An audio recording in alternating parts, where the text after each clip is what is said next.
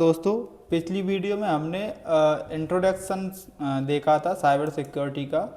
इसमें फर्स्ट जो हमारा पार्ट हमने कंप्लीट किया था वो था ऑफेंसिव सिक्योरिटी इंट्रो। अब अगला जो पार्ट है हमारा डिफेंसिव सिक्योरिटी इंट्रो, ये स्टार्ट करने वाले हैं हम। इससे पहले मैं जो नए व्यूअर्स हैं हमारे उनके लिए बता दूं कि हम ट्राई हैकमी की सारी लैब्स मतलब जीरो से लेके रेड टीमिंग तक, मतलब लगभग 200 150 200 रूम्स जो रहेंगे वो पूरे सॉल्व करने वाले हैं। और वीक में जो 2 वीडियो अपलोड होती हैं, संडे को और वेनेसडे को। तो जो भी स्टूडेंट्स जिन्हें बिल्कुल साइबर सिक्योरिटी की नॉलेज नहीं है, जीरो नॉलेज है, वो हमसे जुड़ सकते हैं और इन प्रैक्टिकल तरीके से आप साइबर सिक्योरिटी या एथिकल हैकिंग सीख सकते हैं। और साथ ही आपको ये बता दूं कि जब ये जो बोरिंग टास्क आप करने लगेंगे, इसमें बहुत सारी जो चीज़ें आपको बोरिंग लगती हैं, पढ़ना बोरिंग लगता है, जब आप ये करना सीख जाएंगे, मतलब बोरियत में आपको जब मज़ा आने लगेगा, तो आप मतलब एक क्वालिफिकेशन जो होती है एक साइबर सिक्योरिटी एक्सपर्ट की, वो आप अचीव कर चुके होंगे। क्योंकि कहीं ना कहीं ये ऐसा कोई गेम नहीं है जो आपको 1 दिन में या 10 दिन में कोई अचीवमेंट ला देगा। ये कंटिन्यूस प्रोसेस है जो आपको लगातार सीखना है और बोर भी होते रहना है। लेकिन हर एक बोरियत वाले लेक्चर के बाद आपको एक मोटिवेशन अपने अंदर होना चाहिए कि नहीं, हमने बहुत कुछ मेहनत की है और इसका जो रिजल्ट है हमें मिलेगा, क्योंकि तब ही हम कुछ सीख पाते हैं। तो इसी के साथ हम शुरुआत करते हैं कि लास्ट जो लेक्चर था ऑफेंसिव सिक्योरिटी के बारे में हमने बताया था। अब हम इंट्रोडक्शन देखते हैं डिफेंसिव सिक्योरिटी। तो डिफेंसिव सिक्योरिटी क्या होती है? तो एक तरीके से जब मान लीजिए कोई साइबर अटैक होने वाला है, तो उससे पहले, मतलब हमारे ऊपर कोई अटैक ना हो पाए, उसकी तैयारी करना। एक मान लीजिए 2 देश हैं, उनके बीच कोई युद्ध नहीं है, लेकिन अभी युद्ध नहीं है, तो इसका मतलब ऐसा नहीं है कि आगे युद्ध नहीं हो सकता। तो दोनों जो देश होते हैं वो अपनी अपनी सिक्योरिटी के लिए सेना तैयार करते हैं, या फिर जो भी सिक्योरिटी मेजरमेंट्स होते हैं वो तैयार करते हैं। तो इसी प्रकार से डिफेंसिव सिक्योरिटी भी एक प्रकार की एथिकल हैकिंग में या इंटरनेट की दुनिया में एक प्रकार से सिक्योरिटी रखना, जब आपको साइबर अटैक होने वाला हो या ना भी हो तो भी उसकी तैयारी हम रखते हैं। नंबर 2, एक यदि साइबर अटैक हो जाता है उसके बाद जो मेजरमेंट्स लिए जाते हैं वो भी डिफेंसिव सिक्योरिटी के अंदर आते हैं। तो 2 प्रकार के चीज़ें हैं। साइबर अटैक होने से पहले भी हमें डिफेंसिव सिक्योरिटी में रहते हैं, और साइबर अटैक होने के बाद उस पर जो हम रिस्पॉन्ड करते हैं या फिर जो फॉरेंसिक्स करते हैं, तो वो चीज़ भी क्या होती है, डिफेंसिव सिक्योरिटी के अंतर्गत आती है। तो इसी में ये जो चैप्टर है इसमें यही बताया गया है। तो और इसका जो टीम रहती है, मतलब जो डिफेंस का काम करती है, उसे हम ब्लू टीम के नाम से जानते हैं। ये क्वेश्चन था इसमें, which team focus on defensive security, तो इसको ब्लू टीम कहते हैं। और जो हमें अटैक करती है, मतलब साइबर अटैक जो करती है ऑफेंसिव वे में, तो उसे क्या कहते हैं हम, रेड टीम। और हम जो डिफेंड करते हैं उनको क्या कहते हैं, ब्लू टीम। ठीक है, तो ये एक प्रकार से इंट्रोडक्शन मैंने आपको समराइज कर दिया इसमें जो लिखा है। इसके अलावा अब इसमें एरियाज ऑफ डिफेंसिव सिक्योरिटी ये है। तो SOC एक प्रकार से सिक्योरिटी ऑपरेशन सेंटर, ये एक टीम होती है। ये क्या होता है, SOC एक टीम होती है किसी कंपनी के अंदर। ये क्या करती है, जो कंपनी का नेटवर्क और सिस्टम होते हैं उनको मॉनिटर करती है कि कोई साइबर अटैक या सस्पिशियस एक्टिविटी अगर डिटेक्ट होती है तो उसको रोका जा सके और अपने जो नेटवर्क है या सिस्टम है उनको सिक्योर किया जा सके। तो SOC का काम क्या रहता है, सिक्योरिटी ऑपरेशन सेंटर एक प्रकार से एक टीम होती है जिसके द्वारा किसी कंपनी का या नेटवर्क का ख्याल रखा जाता है कि कोई उसमें सस्पिशियस एक्टिविटी तो नहीं हो रही है, या फिर कोई ऐसा मेलवेयर तो इंस्टॉल नहीं हो गया है जिससे हमारा सिस्टम कॉम्प्रोमाइज़ हो सकता है, तो उन चीज़ों को मॉनिटर करती है एसओसी टीम और उसके बाद उनको रोका जाता है यदि कोई वल्नरेबिलिटी पाई जाती है। ठीक है, तो एसओसी टीम इसका ये काम होता है। इसका इंट्रोडक्शन मैं बहुत थोड़ा थोड़ा ही दे रहा हूँ, ज़्यादा आपको चीज़ें पढ़ने की ज़रूरत नहीं है, लेकिन जितना आपको बता रहा हूँ या फिर आप जो मॉड्यूल भी आप भी ओपन कर सकते हैं या इंटरनेट पर सर्च कर सकते हैं, तो आप इसको देख लें एक बार, क्योंकि बेसिक हमें स्टार्ट कर रहे हैं तो हमें पता होना चाहिए ये चीज़ें। ठीक है, इसके बाद एसओसी के काम क्या है। तो एसओसी के काम जो है मैं आपको बता देता हूँ। देखिए, एक ये है वल्नरेबिलिटीज़, मतलब कमजोरियों का पता लगाना। वल्नरेबिलिटीज़ का मतलब क्या होता है कि कमजोरी, सिस्टम में अपनी कोई कमजोरी है उसको पता लगाकर उसको पैच सॉल्व कर देना और उसको सिक्योर कर लेना। और number 2, policy violation. Policy violation का मतलब क्या है, मान लीजिए कोई कंपनी है, उसके अंदर कोई जो यूज़र है या वर्कर है जो काम करता है, वो कोई उस कंपनी का कॉन्फिडेंशियल डाटा जो है किसी थर्ड पार्टी के साथ शेयर कर देता है या उसको बता देता है किसी पर्सन को, तो उसके बाद वो जो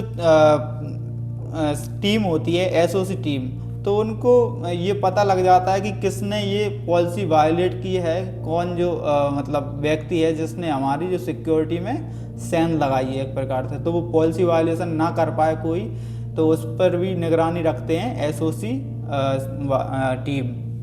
इसके अलावा अनऑथराइज्ड एक्टिविटी, मान लीजिए कोई हैकर है वो अनऑथराइज्ड एक्सेस ले लेता है, तो उस पर भी मॉनिटरिंग रखी जाती है और उसके बाद उसका जो डैमेज कंट्रोल होता है वो किया जाता है। मान लो कोई व्यक्ति है, किसी से यूज़र पासवर्ड उसने ले लिए, उसके बाद वो कंपनी के सिस्टम में एंटर कर गया। जैसे ही वो एंटर करता है तो मान लीजिए उसकी जो आईपी होगी वो कहीं दूसरी आईपी होगी, तो उसके थ्रू मॉनिटरिंग की जाएगी कि अच्छा ये कोई अन्य व्यक्ति है जो हमारे सिस्टम में आ गया है, तो उसका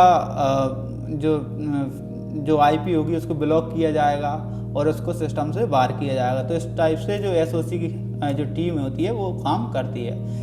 इसके बाद नेटवर्क इंट्रूजन। नेटवर्क इंट्रूजन के मतलब है अगर कोई अटैकर सिस्टम में घुस जाए और अभी जल्दी डिटेक्ट ना हो और वो कोई सिस्टम को दिक्कत देने लगता है या प्रॉब्लम क्रिएट करने लगता है, तो टीम को जब समझ नहीं आता है कि अच्छा कोई हम पर अटैक हो चुका है, तो उसके बाद वो जो एक्शंस लेती है उसको नेटवर्क इंट्रूजन के अंदर रखा जाता है। ठीक है, अब मान लीजिए अटैक हो चुका है, अभी तक हमने जो बताया था अटैक नहीं हुआ है या अटैक होने की प्राइमरी स्टेज पर हम हैं, तब हम ये एसओसी का काम ये होता है। इसके अलावा मान लीजिए हमारे सिस्टम पर अटैक हो गया है, तब हम क्या करेंगे, तब हम पता लगाते हैं कि थ्रेट इंटेलिजेंस क्या है। थ्रेट इंटेलिजेंस का मतलब ये है कि अटैक हो चुका है, तो उसके बाद हम देखते हैं कि जो अटैकर है वो क्या चाहता है, उसका मोटिव क्या है और कौन सी उसने टेक्निक यूज़ की है और उसका टारगेट क्या है। तो ये सब चीज़ें वो पता लगाना थ्रेट इंटेलिजेंस के अंतर्गत आता है। इसके अलावा इसमें हमें जो डिजिटल फोरेंसिक्स और इंसिडेंट रिस्पॉन्स इसके बारे में पढ़ना है।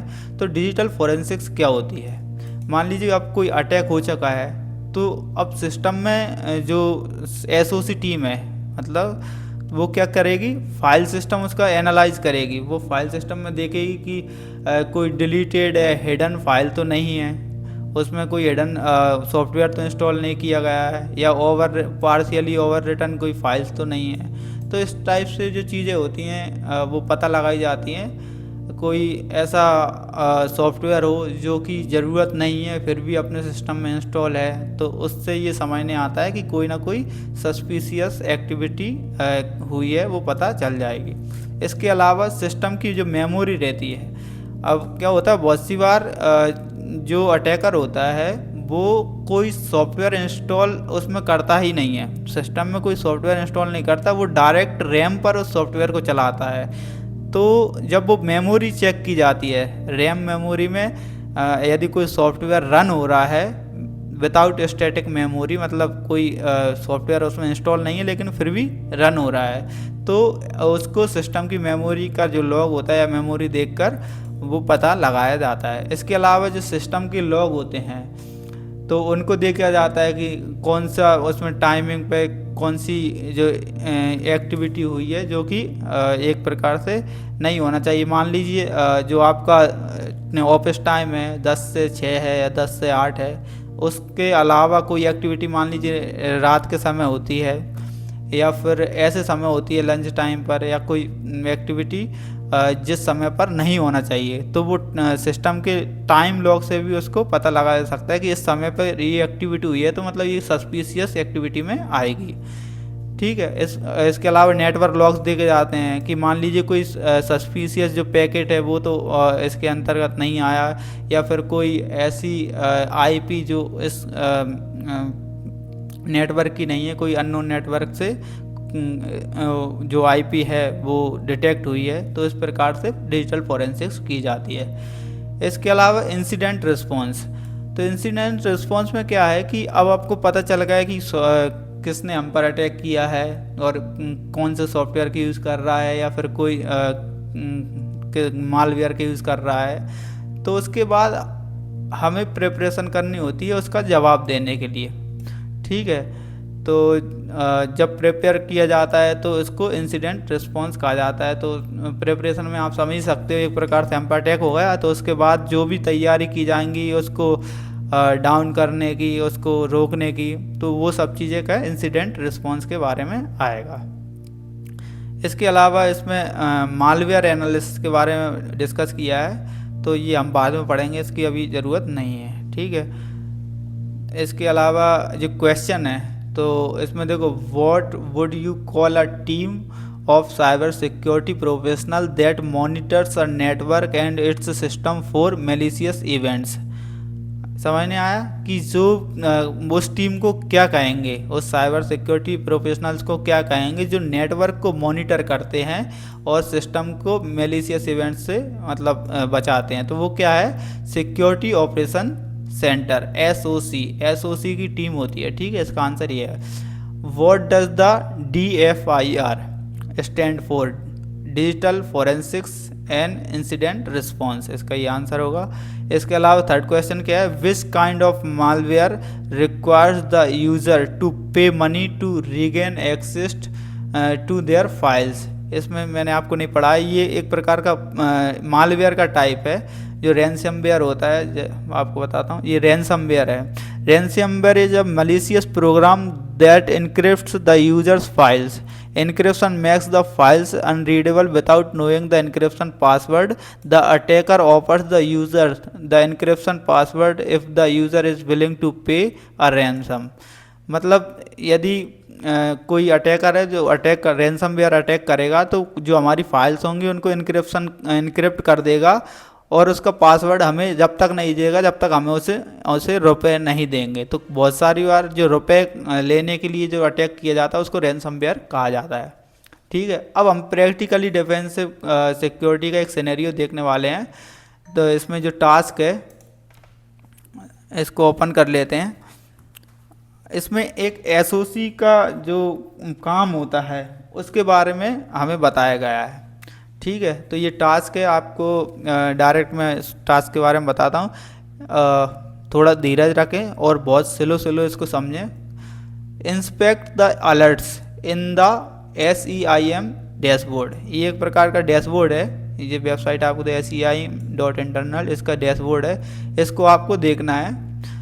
Find the malicious IP address from the alerts, हमें क्या ढूंढना है, मैलिशियस IP एड्रेस ढूंढना है इन अलर्ट्स में से। ये जो लॉग हैं इनमें से मैलिशियस जो IP है उसको ढूंढना है। ठीक है। उसके बाद make a note of it, उसको लिख लेना है। And then click on the alert to proceed. ठीक है। तो उस पर क्लिक करना है। अब ये देखो, पहला जो हमारा लॉग है ये इसमें जो 10/2025 में ये जो समय है इसमें सक्सेसफुल SSH ऑथेंटिकेशन, मतलब ये ऑथेंटिक है क्योंकि इसमें ऑथेंटिकेशन हो चुका है। तो ये लॉग है, कोई दिक्कत नहीं है इसमें। इसके बाद ये जो लॉग है सस्पिशियस इन्होंने दिखा भी रहा है, रेड अलर्ट कर रखा है। Unauthorised connection attempt detected from IP 143.110.250.149 और टू पोर्ट 22। तो ये जो सस्पिशियस एक्टिविटी है, इसके अलावा the user John Doe log successfully multiple failed attempt, ये सब जो चीज़ें हैं ये क्या है, कोई सस्पिशियस एक्टिविटी नहीं है। लेकिन ये जो आईपी आपको दिख रही है जो अनऑथराइज्ड है, अब इस पर हम क्लिक करते हैं तो क्लिक करने के बाद ये कह रहा है there are websites on the internet that allow you to check the reputation of an IP address to see whether it's malicious और सस्पिशियस। तो बहुत सारी इंटरनेट पर जो वेबसाइट होती हैं वो आपको बताती हैं कि कोई सी जो आईपी है वो मेलिशियस है या नहीं है। तो पहले हमने जो आईपी थी ये जो 143 पॉइंट ये लिख लेते हैं, उसके बाद इसमें हम इसको चेक करेंगे। ठीक है, तो आईपी स्कैनर है, इसमें 143.110.250.149 ये जो आईपी है इसको हमें चेक करना है। अब इसने जो मॉड्यूल दे रखा है इसमें ये चेक करके बता देगा, लेकिन रियल में ये कोई ज़रूरी नहीं है जो आईपी है ये मेलिशियस आईपी हो, लेकिन जो प्रोग्राम के अकॉर्डिंग ये हमें सिखा रहा है। तो ये देखिए इसमें यह confidence of the IP being malicious is 100%, मतलब 100% ये श्योर है कि ये मेलिशियस आईपी है। तो अब इस आईपी को हमें ब्लॉक करना होगा, तब हमारा जो सिस्टम है वो सिक्योर हो जाएगा। तो इसमें ये दे भी रखा है कि यहाँ पे बहुत सारे जो ओपन सोर्स डेटाबेस हैं जो जैसे कि एब्यूज आईपी डेटाबेस और सिस्को टेलोस इंटेलिजेंस, ऐसे प्लेटफॉर्म है जहाँ आप आईपी एड्रेस का पता लगा सकते हैं कि ये कोई मेलिशियस आईपी है या नहीं। तो अब सीखने का जो तरीका है यही होता है कि मान लीजिए आपको ये पता चल गया हमने आईपी स्कैन की है, तो अब यहाँ पे जो इसने हमें बताया एब्यूज आईपी डीबी, इसको हम सर्च करके देखते हैं।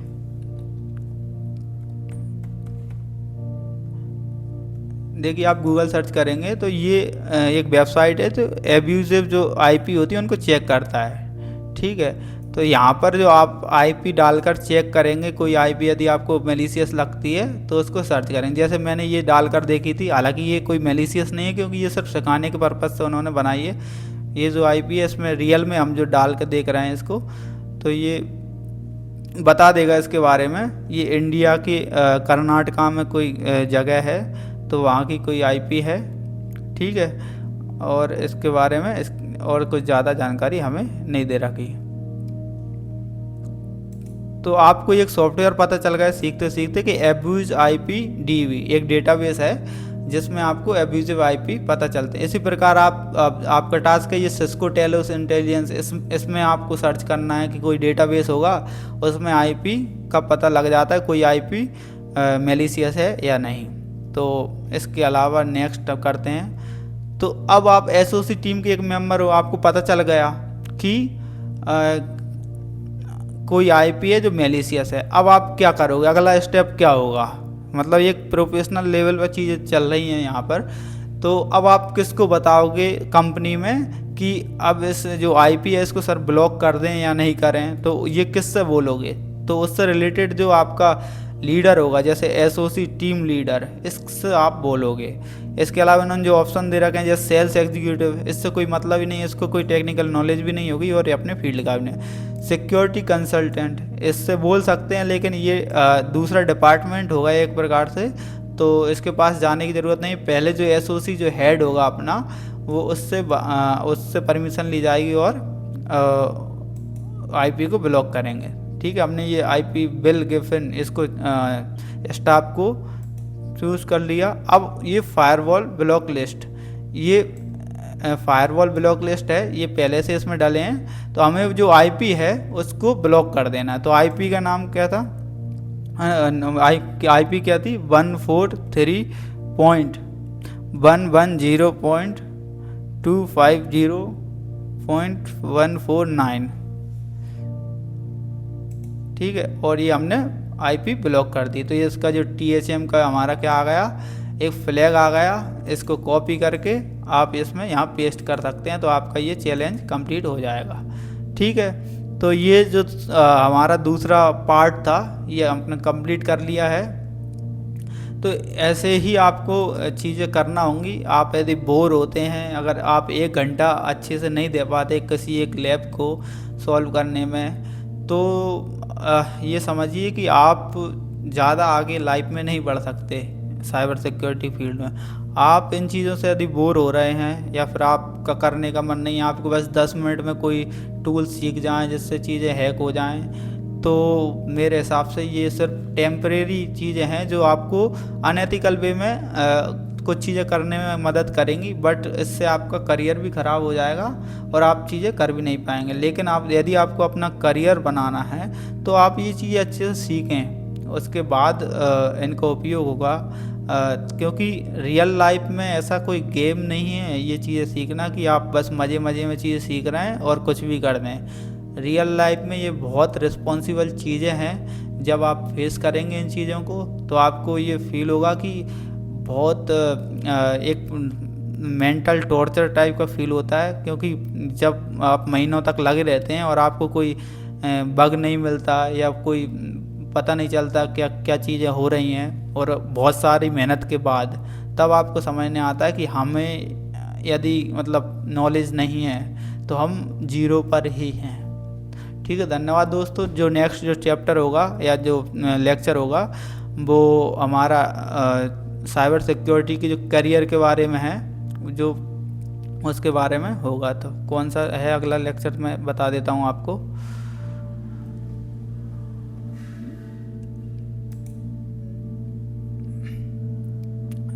हाँ, तो जो इंट्रोडक्शन ऑफ साइबर सिक्योरिटी में कैरियर्स इन साइबर सिक्योरिटी, ये जो रूम है इसके बारे में हम देखेंगे।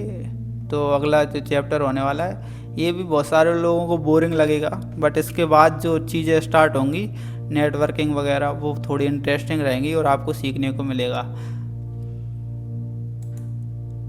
और ये जो इसमें दे रखा है security analyst, security engineer, incident responder, digital forensic examiner, malware analyst, penetration tester, red teamer, तो क्या पहले आपको ये सब चीज़ें पता थी कि ये मतलब एथिकल हैकिंग या फिर मतलब हैकर के नाम से ही चीज़ें आप सर्च कर रहे हो, या फिर इतनी सारी जो जॉब रोल्स होते हैं सिक्योरिटी साइबर सिक्योरिटी में, इन सब के बारे में यदि आपको पता था तो कमेंट करके बताएं, और नहीं है तो इनके बारे में सर्च करें और अगली वीडियो का वेट करें कि हम इन चीज़ों के बारे में देखेंगे कौन कौन सी पोस्ट होती हैं जो आपको एक साइबर सिक्योरिटी एक्सपर्ट बनाती हैं।